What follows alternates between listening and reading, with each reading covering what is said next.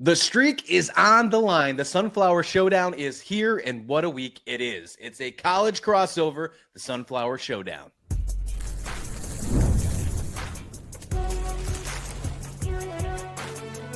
You are Locked On College Crossover, part of the Locked On Podcast Network. Your team every day. Yes, let's go. Welcome on into a Locked On College crossover, Locked On Kansas State, Locked On Jayhawks, Johnson, Christian Rauh here to bring you one of the most exciting rivalries in college football, especially inside the Big 12. Move over Holy War, move over Farmageddon.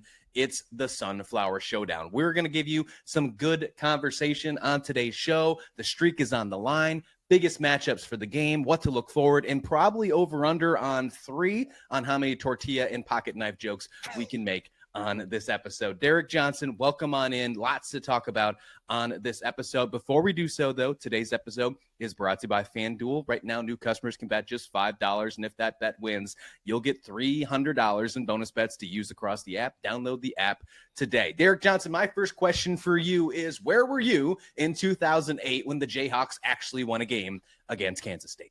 Oh gosh, that's a wonderful question. What would I have been doing? I might have been like a freshman in high school or something like that. I'm trying to think how the ages line up.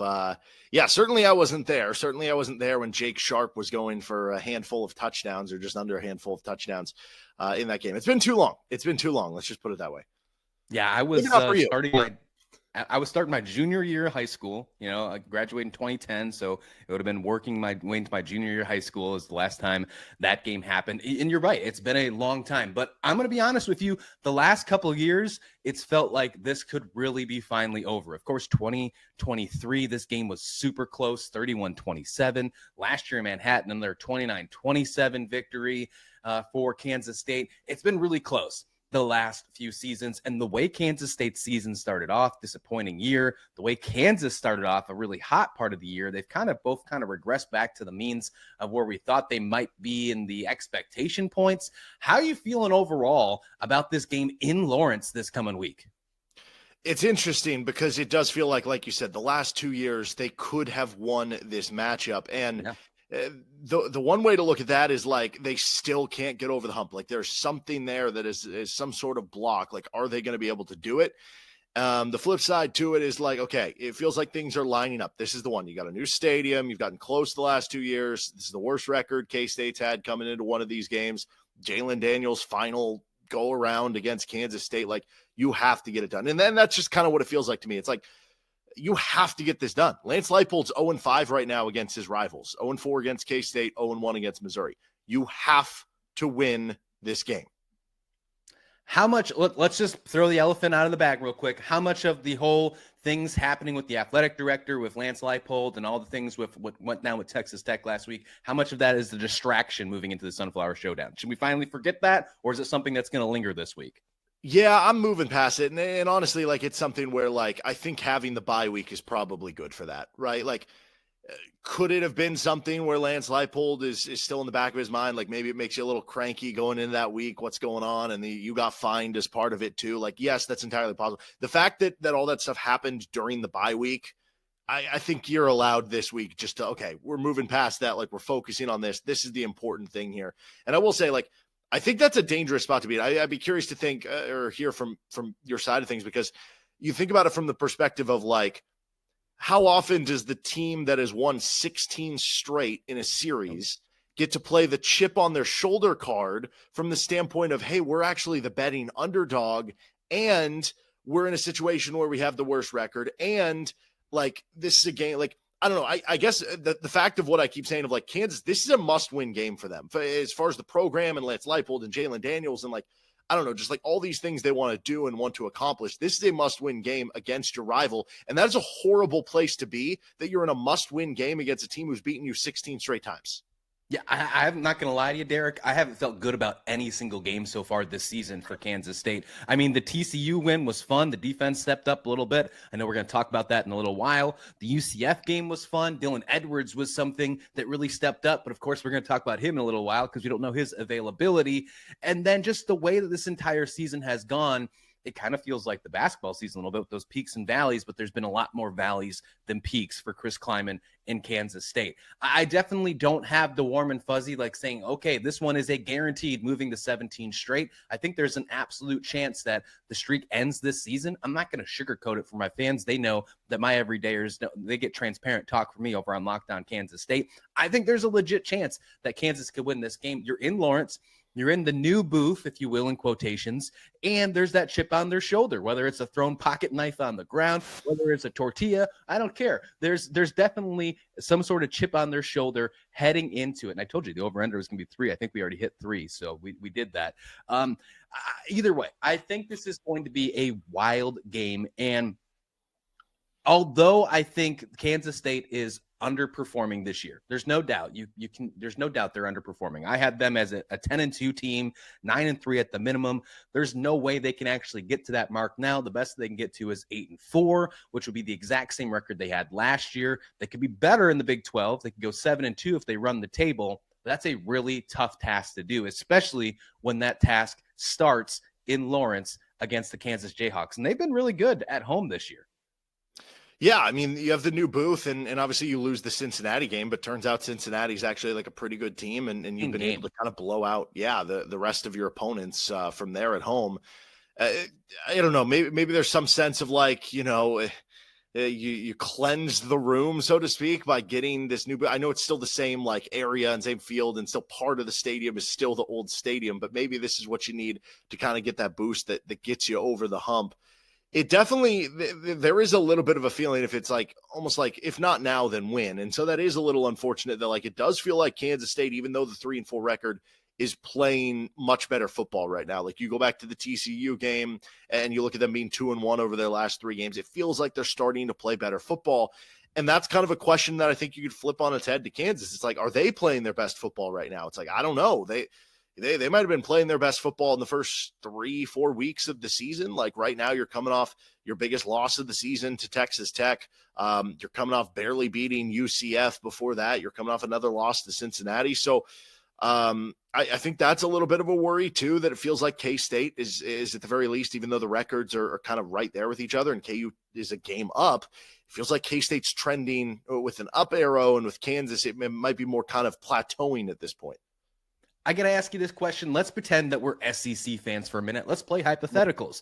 If you had to put yourself in the position right now, if Kansas State wins this game and moves to 17 in a row, does that put Lance Leipold on the hot seat? And then on the flip side, if Kansas wins this game, do you think it makes Chris Kleiman a potential hot seat candidate? So I'll start there with the Leipold one. I don't think it puts him on the hot seat. I mean, there's always going to be a faction of the fan base. This is any fan base now in college football, especially with the access to, message boards and social media and stuff. And in a way, for some people, I don't even know if some people like post things or things that they actually believe. Sometimes it's just a way of like releasing anger, and you can kind of understand that in a certain way. But I think that realistically, no, I think that like, it's a little disappointing that if you lose this game, it would put you in a very difficult position to make a bowl game, I think. Yeah. And so it would be the compounding effect of losing again to your rival. And that like, what if you do end up 5-7 again?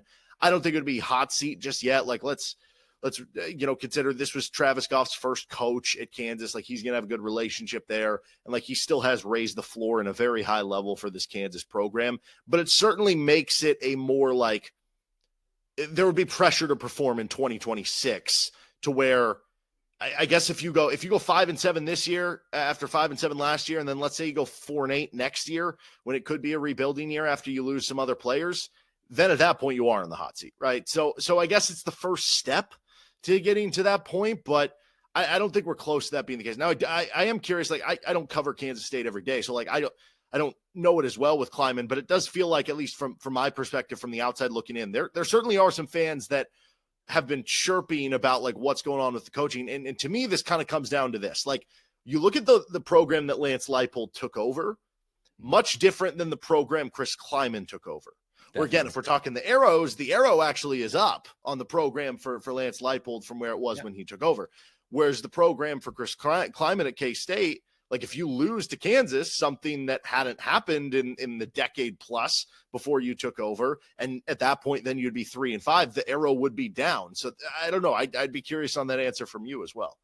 Yeah, I think there's a small amount of people, and maybe that amount continues to grow, that is going to have pitchforks ready at the stake. I truly do, and ready to say it's over for Chris Kleiman. We've already heard that a couple times so far this season with the loss to Army, when they almost lost to FCS, South Dakota. There's just been a lot of issues so far this season. North Dakota, not South Dakota.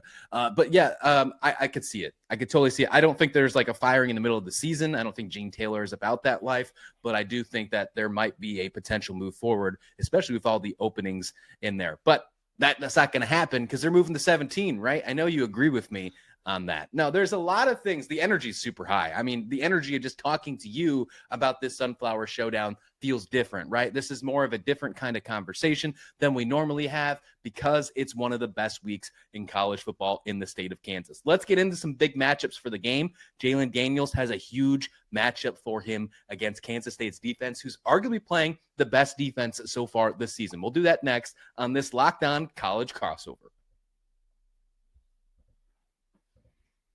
But first, this Locked On College Crossover is brought to you by FanDuel. The NFL season is here, and FanDuel has an offer you don't want to miss. Right now, new customers can just pick a bet and bet $5. And if that bet hits, you'll win $300 in bonus bets to use across the app. That's right. All you got to do is put down $5. If it hits, you'll unlock $300 to use across that FanDuel app. I mean, whether you're a casual fan, love diving into the stats, if you want to hit something on the Sunflower Showdown as well, you absolutely can do that.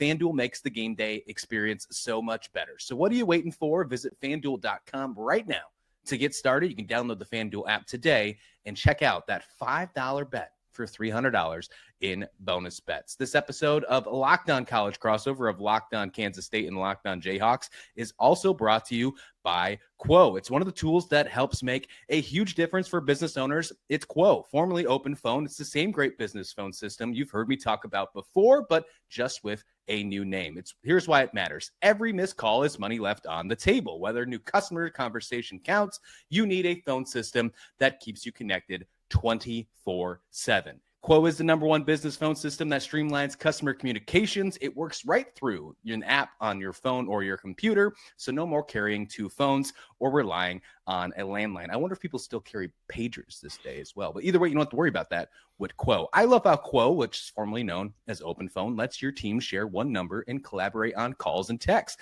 Like a shared inbox, no customer gets left hanging. So see why over 90,000 businesses trust Quo. Formerly Open Phone. Get started for free and get 20% off your first 6 months at quo.com/lockedoncollege. And that's QUO.com/lockedoncollege. If you got existing numbers with other services, Quo will port them over to you at no extra charge. Quo, no missed calls, no missed customers.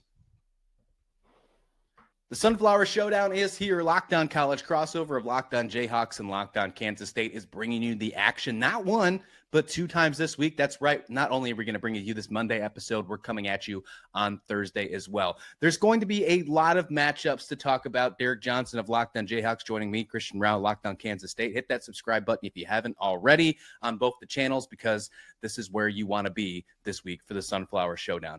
Derek, for these matchups, I think the biggest one you really have to pay attention to is Jalon Daniels, of course, of Kansas. I do think you can obviously talk about Avery Johnson, what the abilities he has to do, but when you're looking at last week's game, of course, we're going back to the game, not the bye week, but the game with Kansas and Texas Tech. There was so many issues going on with Kansas's offensive line. I think I saw it was 9 sacks that Kansas had, and it just that Kansas allowed. And on the flip side, Kansas State probably had the best defensive outing against TCU, their best defensive outing of the season, with multiple turnovers, 2 of them becoming pick sixes.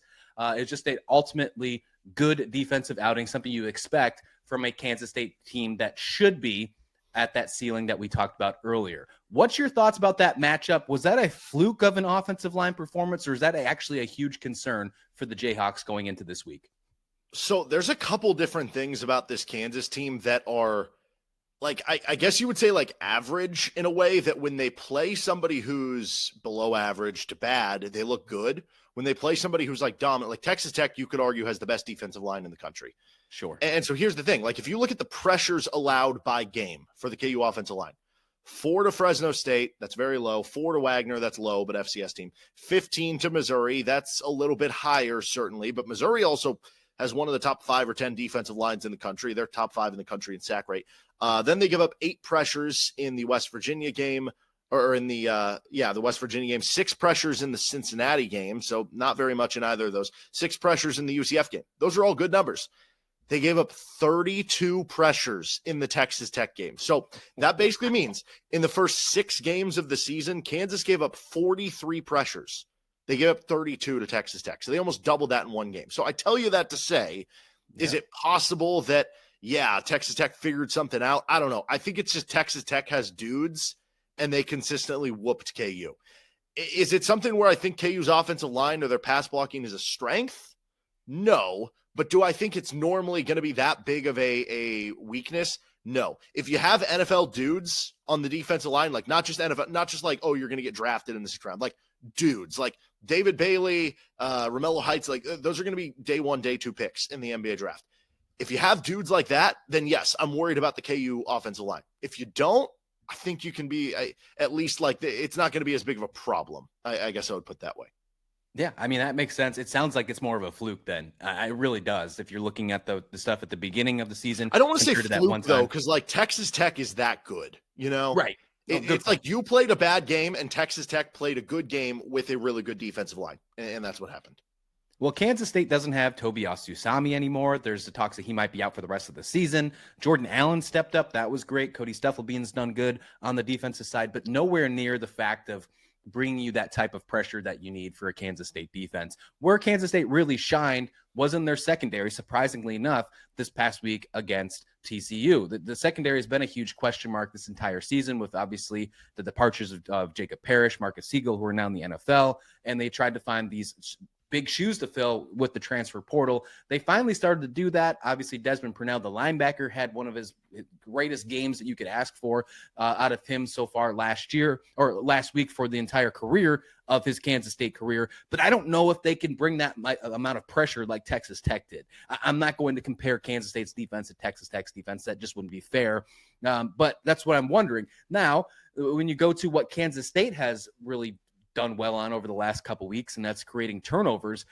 Where does that put your mind with Jalon Daniels? Because turnovers sometimes have been an issue for him. Yeah, he had an interception and a fumble against K-State, with that fumble certainly being I don't know, like obviously there had to be the field goal made after that, or gosh, was the fumble before the field goal? I can't even remember at this point. But like, yeah, the turnovers have been an issue at times for Jalon. Honestly, this year though, he's done a good job at holding on to the football. So yeah, that'll be kind of the big key. And one thing that I do find interesting is you think about, Kansas State kind of playing this 3-down lineman, like whether it's a 3-2-6 at times or 3-3-5 stack. Kansas had actually okay success against like Iowa State, who runs that. They had good success offensively. The defense didn't, against Cincinnati, who runs that same thing. So I think that'll be insane. The other thing I'm looking at there too is like early downs. So Kansas State is 86th in the country in early downs EPA per play defensively. Kansas is 16th offensively in early downs EPA per play. So I wonder if going back to like, the idea, the advantages of playing those 3-down linemen and having a bunch of extra DBs and linebackers, you can do a lot of funky stuff on the defense and try to disguise certain coverages. And that could be where, going back to the turnovers, Jalon Daniels gets fooled and throws an interception. Maybe the counter for Kansas is going back to the early downs.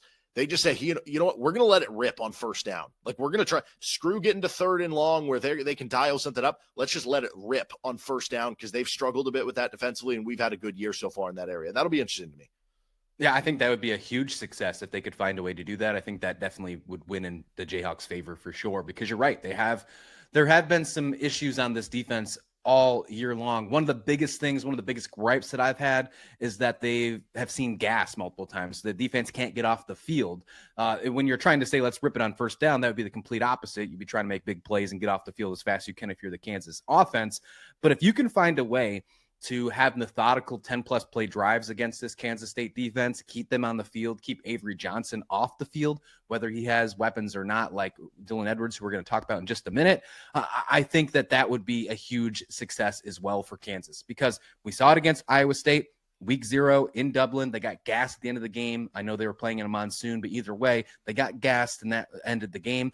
Against Army was an easy way as well. They got absolutely gassed by the Service Academy, and they wound up losing that football game because Army, I think, had 80-something plays of offense. They just could not get that defense off the field. This is going to be exciting to me. Jalon Daniels versus this defense, I think, is going to be super exciting, because although I think Jalon Daniels has had a better season this year, defense is slowly getting better, and I think they're getting better at the right time. They're not the greatest Kansas State defense that we've seen under Chris Kleiman by any stretch of the imagination, but it sounds like they're getting better at the right time with this deep stretch, one of the toughest stretches in their schedule, of course, starting with the Sunflower Showdown in Lawrence. There's still a lot to talk about, so much that we're going to have 2 episodes here. As we mentioned, we're going to have one coming to you on Thursday. But before we do so, Derek and I, we got to talk about what to look forward to this week. There's plenty of storylines to get you ready for the Sunflower Showdown on Saturday. We'll do that next, right here on this Locked On College crossover of Locked On Jayhawks and Locked On Kansas State.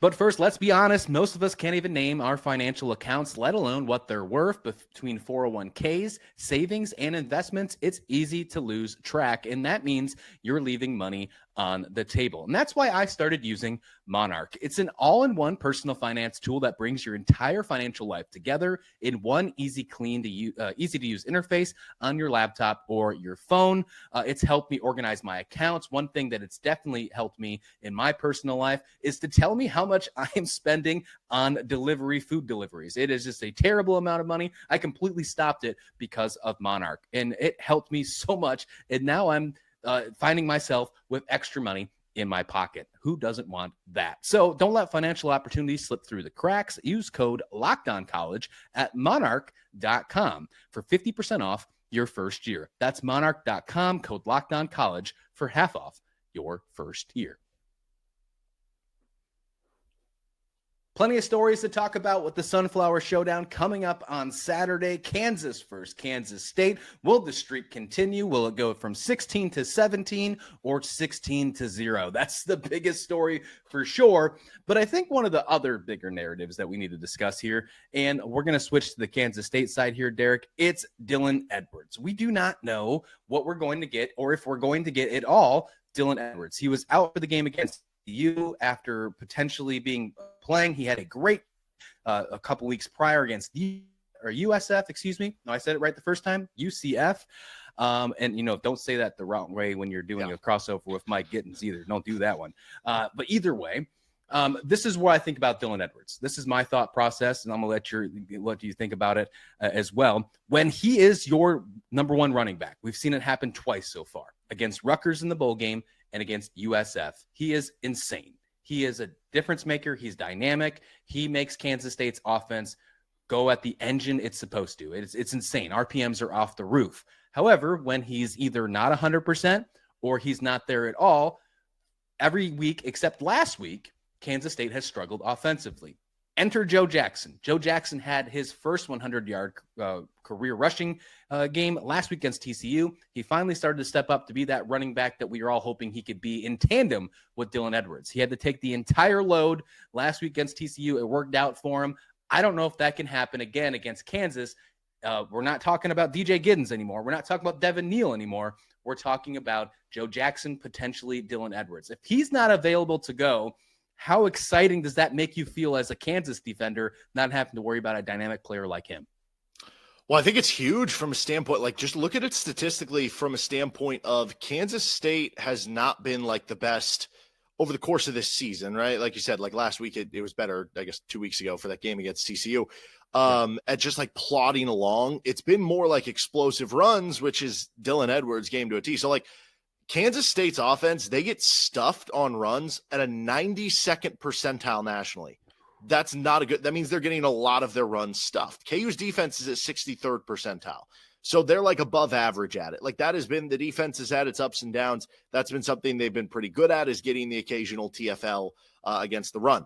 But where Kansas State might have a lot of 0-1, -2-yard losses, they're 85th percentile in explosive runs. And that's two things. That's Avery Johnson for one, but it's also Dylan Edwards, right? Yep. And so if Dylan Edwards can't go, that is a huge miss in the explosive run category. And we've seen Kansas spurned by some big explosive runs so far this season, especially like toward the end of the first half. That's kind of cost them points there. So I think it's a gigantic, I guess, decision, or I don't know how to put it, like game time decision, what's going to happen with Dylan Edwards, because when you look at what Kansas State has done well running the ball, when you look at what Kansas has struggled with or done well against running the ball, like it's going to be important for Kansas State to find some explosives in the running game, and that's your best opportunity to do so. Yeah, as of this recording, we haven't heard anything about Dylan Edwards. We'll hear more Monday afternoon from Chris Kleiman when he speaks with the media. I'm sure it'll be one of the first questions that come out of the media's mouth. What is the status of Dylan Edwards? You're right. I think that if you take him out of the picture, you lose a lot of explosiveness. I mean, Jace Brown, you can only put him in the backfield so many times. He did have a surprise run earlier in the season. And then, of course, Avery Johnson. The coaching staff has been on and off with them, whether they want him to run the ball or not run the ball. When this has got to be a week he runs it, though, right? I mean, there's got to be a level of, like, it's a rivalry game. Like, you let him go for 20 carries if he needs 20 carries. You let him ride. Yeah, there's a crazy stat that if he has more than 10 carries a game, they're 8-3, I think the record is. And if he has more than 14 carries per game, they haven't lost a game with Avery Johnson at quarterback. So you got to let that ride if it's a rivalry game 100%. I'm with you. I'm with you on that one. I mean, the Cincinnati-Kansas game was an absolute track meet. If Dylan Edwards is in there, I think we could have another one of those track meets on Saturday. What's the biggest storyline that Jayhawk fans have to be paying attention to? And, of course, if you're a Kansas State fan, want to worry about the enemy. Well, I think coming off the bye week for both of these teams, that obviously KU fans were hoping that when they saw the bye week, maybe K-State wouldn't be coming off the bye. But now both get a bye. Now, Lance Leipold since 2022, which is really since he's started getting it rolling. The first year was kind of year zero. You joined after the spring game. But 6-1 since 2022 against the spread off the bye, 6-1 overall off the bye since 2022. Impressive. So he's been very good coming off the bye so far in his time as the head coach at Kansas. And, how does that transfer over? And the flip side to it is obviously Kansas State's coming off the bye. I know, we were talking before, and Chris Kleiman doesn't have as stellar of a record coming off a bye. But the one thing that I constantly think of, and I think this back to this with the Cincinnati game. Cincinnati was coming off a bye coming into the Kansas game. And I can't help but think, with all the bells and whistles that Kansas shows, right? They run all these formations and motions and player personnel packages on offense. They run all these different defensive formations where is it 3 down? Is it 3 defensive tackles? Is it 2 defensive ends? Is it 5 down? Is it 4 down? They run a lot of multiple things on both sides of the football. I can't help but think that the bye week for the opposing team is super beneficial against Kansas from the standpoint of helping them just scout and figure out all the different crazy bells and whistles they have.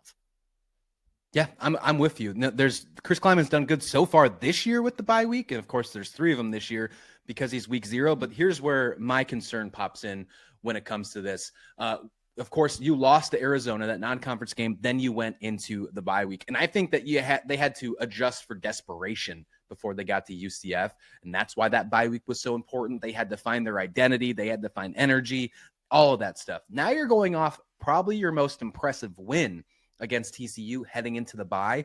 You don't need to worry about energy. I don't think you should have to worry about energy when you're about to play the Sunflower Showdown. But are they going to be, dare I say, a little bit complacent? Maybe are they going to be with their heads in the clouds a little bit because they're going into the bye week as a win? That's a different thing. And maybe Chris Kleiman, because of his record, going into a bye week and then playing in a football game hasn't been very good. That's what concerns me right now. Desperation was the first bye week. Now it's okay. The streak's on the line, but is it really desperation for Chris Kleiman? I don't think so. That's my biggest concern for heading into this week. There's plenty to be excited about. We just scratched the surface, Derek. There is plenty to talk about. We're going to wait to see what the coaches talk about, what the players discuss, and then we're going to meet again, I think, on Thursday and have another conversation, you and I. Derek, where can everyone find you on Locked On Jayhawks? Yep, Locked On Jayhawks, YouTube, anywhere you get your podcasts, and you can give us a follow at LO_Jayhawks for the Twitter account there. Gotta love it. And Locked On Kansas State, same places as well. Just make sure you add that state in the search column so you don't have to find the tortillas. I wouldn't hate it if you don't, if you just leave out the state, give me a few extra views. It's not the worst. Of course he wouldn't. Yeah. Well, I appreciate you making this Locked On College crossover, whether it's either Locked On Jayhawks or Locked On Kansas State. Your first listen today. For your second listen, go check out Locked On Big 12. Drake Toll breaks down the most exciting conference in college sports, especially when the Sunflower Showdown is this week. Rivalries, championship games, and everything in between. Find Locked On Big 12 on YouTube or wherever you listen to your podcast, part of the Locked On Podcast Network. Please like the video, please subscribe, and we'll see you back here next time on this Locked On College crossover.